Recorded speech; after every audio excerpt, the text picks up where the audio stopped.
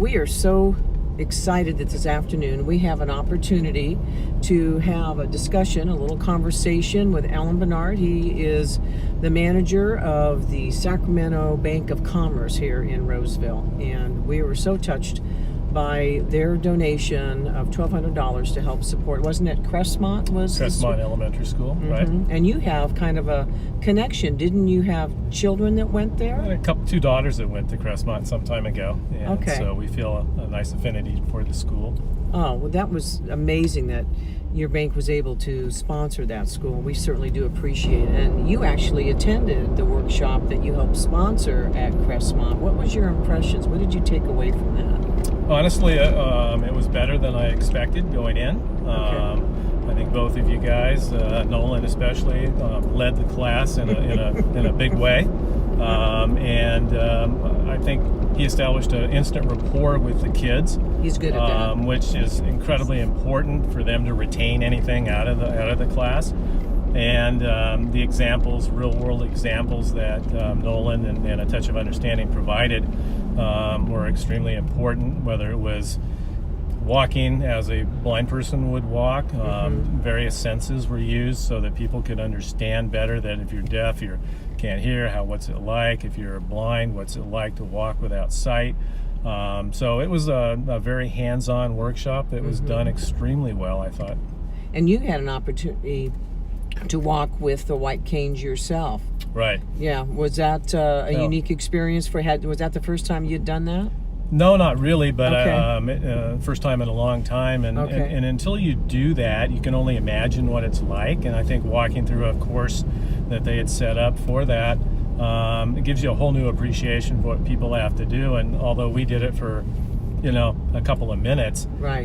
To imagine someone going through that 24 hours a day, 7 days a week for a lifetime, it's incredible. And so I think that was probably a real eye-opener for not only myself, but for the kids that were there and participated. And the children themselves, how did you see their engagement in the workshop? I think at first it was something a little novel, a little different, but as they worked through the different classroom settings and looked at the what the amputees have to wear, going through the walk of the blind, so to speak, they became more engrossed and I think really understood what was happening. There was a gentleman in the class, one of the other classes, that talked about his disability from burns, and I think that had was Dwight, I think, yeah. Dwight had a huge impact, I think, on the kids, and he was very personable, very relatable, and when they can see that firsthand, that he's disabled, but he can still do things and race cars through the desert and do all that. It's pretty nice, and I think it normalizes the relationship between the children and someone with a disability that tells them that they're real people. They aren't just to be ostracized and sort of pushed to the side, but they're fun people. They have hopes and dreams, and they can participate in society. So I think it was great. Oh, that's awesome. And so I was going to ask you just a couple more questions. Sure. You mentioned Rotary, which you and I are both very attached and fond of, and we actually had the benefit from your club, the Rotary Club of Roseville, last year and this year.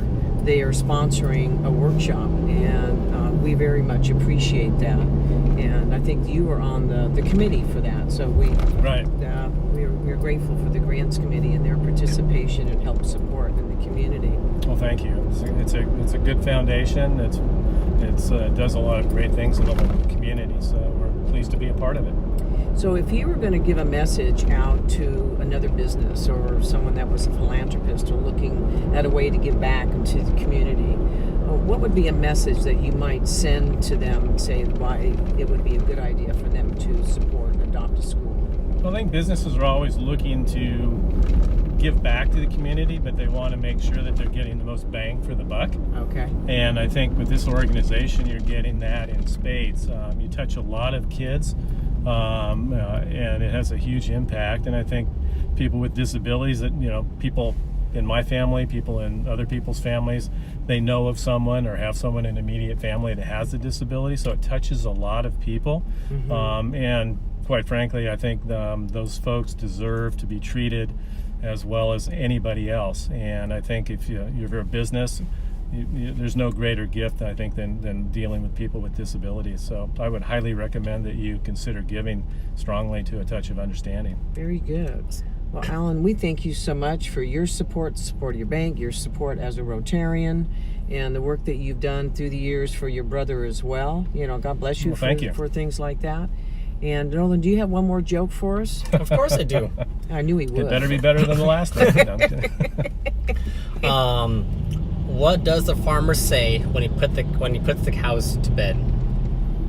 Moon Knight? I don't know. That's pretty good. He says, "Come on, it's past your bedtime." Oh my God.